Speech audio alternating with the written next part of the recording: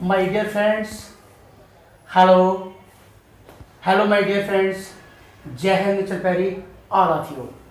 आज हम आपको परिचय कराने जा रहे हैं मिस्टर शिव प्रताप यादव। शिव प्रताप यादव समाजवादी पार्टी से, जसराना विधानसभा से, जिला फैजाबाद उत्तर प्रदेश से पूर्व में एमएलए का चुनाव लड़ चुके हैं और आगामी 2022 में विधानसभा चुनाव के लिए पुरजोर ताकत से तैयारी कर रहे हैं। तो आज हम मिस्टर शिव प्रताप यादव जी के बारे में बता दें कि इनके पिताजी, ये बड़ी साउंड फैमिली है। इनके पिताजी पूर्व में कई बार के विधायक रहे हैं जसराना विधानसभा से, और ये पॉलिटिकल अप्रोच से, पॉलिटिकल साउंड फैमिली से बिलोंग करते हैं। तो माय डियर फ्रेंड्स, आज मिस्टर शिव प्रताप की कहानी, शिव प्रताप की जुबानी हम आपको सुनवाते हैं। तो जनाब शिव प्रताप यादव जी, जय हिंद। जय हिंद। सर बताइए, समाजवादी पार्टी को ज्वाइन करके आपको कैसा लगा? समाजवादी पार्टी को ज्वाइन करके मुझे बहुत गर्व की अनुभूति हुई। वैसे तो मैं आपको पहले बता दूं कि जब मेरा जन्म हुआ मेरे पिता एमएलए थे जी, और उस समय भी सन 1966 में श्रद्धेय मुलायम सिंह यादव जी से बहुत नज़दीकी संबंध थे। और जब से उन्होंने स्वतंत्र पार्टी से पहली बार चुनाव लड़ने के बाद जब कोई दलगत राजनीति में आए तो नेताजी के इशारे पर, नेताजी से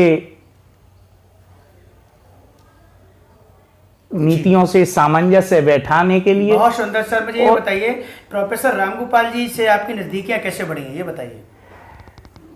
मैं जब पिताजी को लेकर प्रोफेसर साहब के पास जाता था तो मैंने ये देखा कि मैं दूर से देखा करता था जब मेरे पिताजी और श्रद्धेय प्रोफेसर साहब एक सोफे पर बैठ के अपनी गुफ्तगू किया करते थे।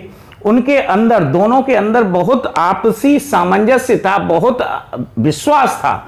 जब कभी मेरे पिता के सामने विपरीत परिस्थितियां आई, जब कोई संकट आया, जब कोई समस्या आई, तो वो नेताजी को तो नेता मानते थे, लेकिन उन समस्याओं के निराकरण के लिए श्रद्धेय प्रोफेसर साहब के पास जाया करते थे। और वह चीज़ मेरे जहन में थी। मैंने आज तक कभी भी प्रोफेसर साहब को अपना नेता नहीं माना। वो दृश्य देखते हुए मैंने हमेशा, मेरे पिता आज नहीं है, मैंने हमेशा प्रोफेसर साहब को अपने पिता तुल्य माना, अपना पिता समझा। अच्छा ये बताइए सर, आप तो नौकरी कर रहे थे और अच्छी खासी आपकी नौकरी थी, तो आप इस ये एक जॉब में रह के भी समाज सेवा हो सकती थी। जॉब में रहते हुए भी आदमी देश की, राष्ट्र की समाज सेवा ही तो करता है।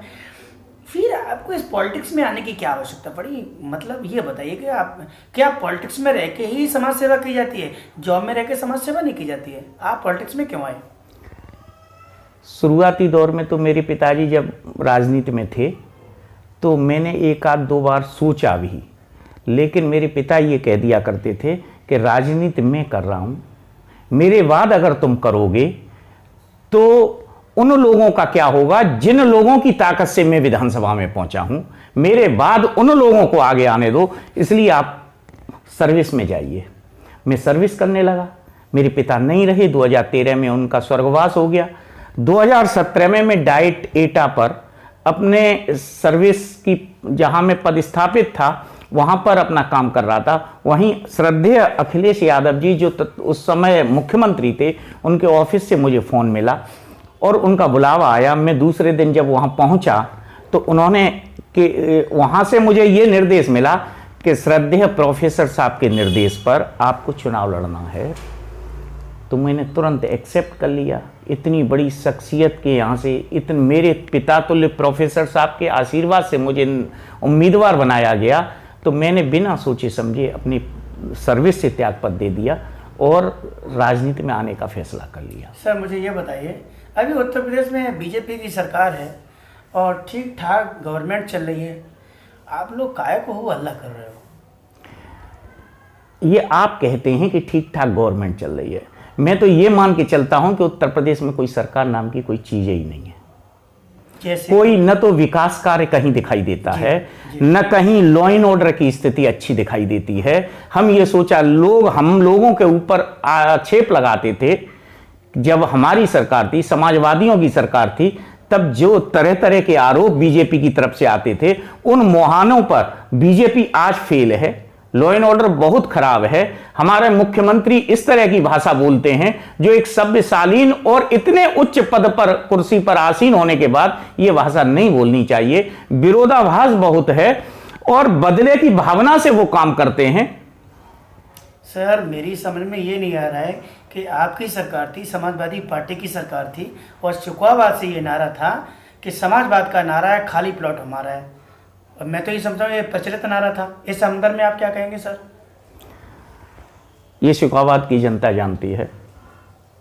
बीजेपी के लोगों ने हम लोगों के बीच में नफरत फैलाई, इसलिए वो नफरत की वजह से, चाहे वो खुले मन से न कह पाते हों, लेकिन मैं ये महसूस करता हूं कि श्रद्धेय प्रोफेसर साहब को, आदरणीय अक्षय यादव को जो विरोध झेलना पड़ा है फिरोजाबाद में, वो केवल और केवल इसलिए झेलना पड़ा है कि जहां कहीं भी उन्होंने कमियां देखी, जहां उनको ये लगा कि किसी पब्लिक के किसी अमुक व्यक्ति के साथ गलत हो रहा है, उसका पुरजोर विरोध किया और ऐसे लोगों को साइड लाइन लगाने का काम किया, इसीलिए उनको विरोध। सर एक बात बताइए सर, यूपी गवर्नमेंट कोरोना पे, WHO ने उसकी सराहना की है, यूपी गवर्नमेंट कोरोना पे अच्छा काम कर रही है, स्वास्थ्य पे काम कर रही है, सड़कें भी बनवा रही है, पुल भी बनवा रही है, हाईवे भी बनवा रही है, ये आपको कहाँ दिक्कत आ रही है? वो दिक्कतें तो बताइए सर।